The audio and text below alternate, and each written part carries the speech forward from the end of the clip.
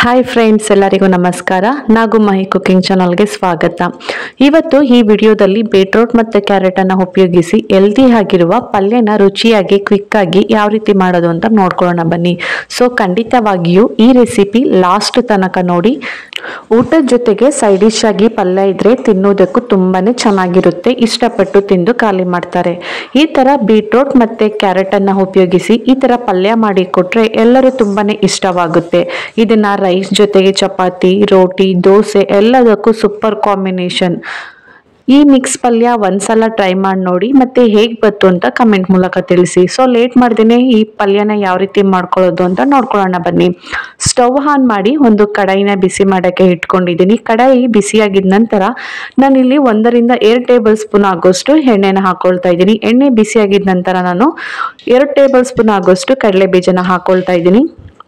ಕಡಲೆ ಬೀಜ ಸ್ವಲ್ಪ ಕಲರ್ ಚೇಂಜ್ ಆಗಬೇಕು, ಅಂದರೆ ಸ್ವಲ್ಪ ಕಲರ್ ಗೋಲ್ಡನ್ ಕಲರ್ ಬರೋಗಂಟ ಈ ಥರ ಫ್ರೈ ಮಾಡ್ಕೊಳ್ಳೋಣ. ನೋಡಿ, ಈ ಥರ ಕಲರ್ ಬಂದರೆ ಸಾಕು. ಇವಾಗ ಲೋ ಮೀಡಿಯಮಲ್ಲಿ ಇಟ್ಕೊಂಡು 1 ಟೇಬಲ್ ಸ್ಪೂನ್ ಆಗೋಷ್ಟು ನಾನು ಉದ್ದಿನ ಬೇಳೆನ ಹಾಕೊಳ್ತಾ ಇದ್ದೀನಿ.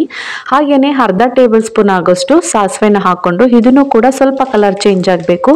ನಾವು ಹಾಕಿರೋ ಸಾಸಿವೆ ಎಲ್ಲ ಚಟಪಟ ಅಂತ ಸಿಡಿಬೇಕು. ನೋಡಿ, ಇಷ್ಟಾದರೆ ಸಾಕು. ಇವಾಗ ಖಾರಕ್ಕೆ ತಕ್ಕಂತೆ ನಾನು ಇಲ್ಲಿ 7 ರಿಂದ 8 ಹಸಿಮೆಣಸಿಕಾಯಿನ ಹಾಕೊಳ್ತಾ ಇದ್ದೀನಿ.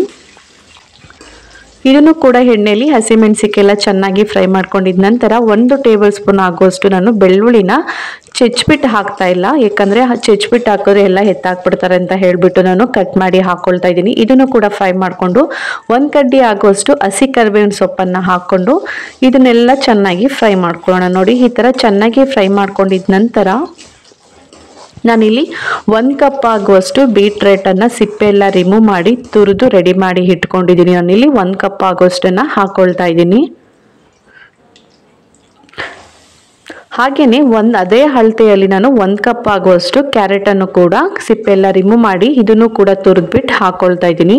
ಹಾಗೆಯೇ 1 ಕಪ್ ಆಗುವಷ್ಟು ನಾನಿಲ್ಲಿ 2 ರಿಂದ 3 ಈರುಳ್ಳಿನ ಚಿಕ್ಕದಾಗಿ ಕಟ್ ಮಾಡಿ ಹಾಕೊಳ್ತಾ ಇದ್ದೀನಿ. ಹಾಗೇನೂ ಕೂಡ ಎಣ್ಣೆಲೆ ಫ್ರೈ ಮಾಡ್ಕೋಬೋದು, ಬಟ್ ಈ ಥರ ಬೀಟ್ರೂಟ್ ಕ್ಯಾರೆಟ್ ಹಾಕಿದ ನಂತರ ಈರುಳ್ಳಿನ ಕೂಡ ಹಾಕೊಂಡು ಈ ಥರ ಫ್ರೈ ಮಾಡಿಕೊಂಡ್ರೆ ಒಂದೊಳ್ಳೆ ಡಿಫ್ರೆಂಟು ಕೂಡ ಟೇಸ್ಟು ಕೂಡ ಇರುತ್ತೆ. ಅದಕ್ಕೋಸ್ಕರ ನಾನು ಈರುಳ್ಳಿನ ಲಾಸ್ಟಲ್ಲಿ ಈ ಥರ ಹಾಕೊಂಡು ಎಣ್ಣೆಲೆ ಬೀಟ್ರೂಟ್, ಈರುಳ್ಳಿ ಮತ್ತು ಕ್ಯಾರೆಟ್ ಎಲ್ಲನೂ ಕೂಡ ಈ ಥರ ಎಣ್ಣೆಲೆ ಫ್ರೈ ಮಾಡ್ಕೋಬೇಕು. ಈ ಥರ ಫ್ರೈ ಮಾಡ್ಕೊಂಡಿದ ನಂತರ ಒಂದು ಅರ್ಧ ಕಪ್ ಆಗೋಷ್ಟು ಹಸಿ ತೆಂಗಿನಕಾಯಿ ತುರಿಯನ್ನು ಹಾಕೊಳ್ತಾ ಇದ್ದೀನಿ. ಹಾಗೆ 1 ಕಪ್ ಆಗೋಷ್ಟು ಕೊತ್ತಂಬರಿ ಸೊಪ್ಪನ್ನು ಕ್ಲೀನಾಗಿ ತೊಳೆದು ಬಿಟ್ಟು ಅದನ್ನು ಕೂಡ ಚಿಕ್ಕದಾಗಿ ಕಟ್ ಮಾಡಿ ಹಾಕೊಳ್ತಾ ಇದ್ದೀನಿ. ಇದನ್ನೆಲ್ಲ ಹಾಕೊಂಡು ಏನಿಲ್ಲ ಅಂದರೂ ಒಂದು 3 ರಿಂದ 4 ನಿಮಿಷ ಈ ಥರ ಚೆನ್ನಾಗಿ ಫ್ರೈ ಮಾಡ್ಕೋಬೇಕು.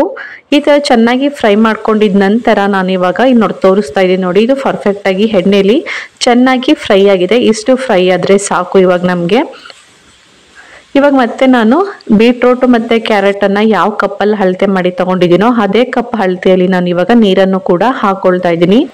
2 ಬೌಲ್ ಆಗುವಷ್ಟು ನಾನು ನೀರನ್ನು ಹಾಕೊಳ್ತಾ ಇದ್ದೀನಿ. ಹಾಕೊಂಡಿದ ನಂತರ ಇವಾಗ ರುಚಿಗೆ ತಕ್ಕಷ್ಟು ಉಪ್ಪನ್ನು ಸೇರಿಸ್ಕೊಂಡು ಇವಾಗ ಸ್ಟವನ್ನು ಐ ಫ್ಲೇಮಲ್ಲಿ ಇಟ್ಕೊಂಡು ನಾವು ಹಾಕಿರೋ ನೀರಲ್ಲಿ ಈ ಬೀಟ್ರೂಟ್ ಮತ್ತು ಕ್ಯಾರೆಟು ಚೆನ್ನಾಗಿ ಬೇಯಿಸ್ಕೋಬೇಕಾಗುತ್ತೆ. ನೋಡಿ, ಇವಾಗ ಹೈ ಫ್ಲೇಮಲ್ಲಿ ಇಟ್ಕೊಂಡು ಏನಿಲ್ಲ ಅಂದ್ರೂ ಇದನ್ನು ಒಂದು 5 ರಿಂದ 7 ನಿಮಿಷ ಈ ಬೀಟ್ರೂಟ್ ಸ್ವಲ್ಪ ಸಾಫ್ಟ್ ಆಗಬೇಕು. ನಾವು ಹಾಕಿರೋ ನೀರಿನ ಪ್ರಮಾಣನೂ ಕೂಡ ಸ್ವಲ್ಪ ಕಡಿಮೆ ಆಗಬೇಕು. ಹಲ್ಲಿಗಂಟ ಇದನ್ನು ಕೈ ಬಿಡದಂಗೆ ಚೆನ್ನಾಗಿ ತಿರುಗಿಸಿ ಬೇಯಿಸ್ಕೊಳ್ಬೇಕಾಗತ್ತೆ. ನೋಡಿ, ಇವಾಗ ನೀರಿನ ಪ್ರಮಾಣನೂ ಕೂಡ ಕಡಿಮೆ ಆಗಿದೆ. ಇಷ್ಟಾದರೆ ಸಾಕು, ನಮಗೆ ಪಲ್ಯ ಪರ್ಫೆಕ್ಟ್ ಆಗಿ ಕೂಡ ರೆಡಿಯಾಗಿದೆ. ನೋಡ್ತಾ ಇರ್ಬೋದು ಎಷ್ಟು ಸೂಪರ್ ಆಗಿ ಬೀಟ್ರೂಟ್ ಮತ್ತು ಕ್ಯಾರೆಟನ್ನು ಉಪಯೋಗಿಸಿ ಒಂದು ಹೆಲ್ದಿ ಆಗಿರುವ ಪಲ್ಯನ ಮಾಡಿ ತೋರಿಸ್ತಾ ಇದ್ದೀನಿ. ಇದಂತೂ ಸೂಪರ್ ಆಗಿ ಕೂಡ ಇರುತ್ತೆ.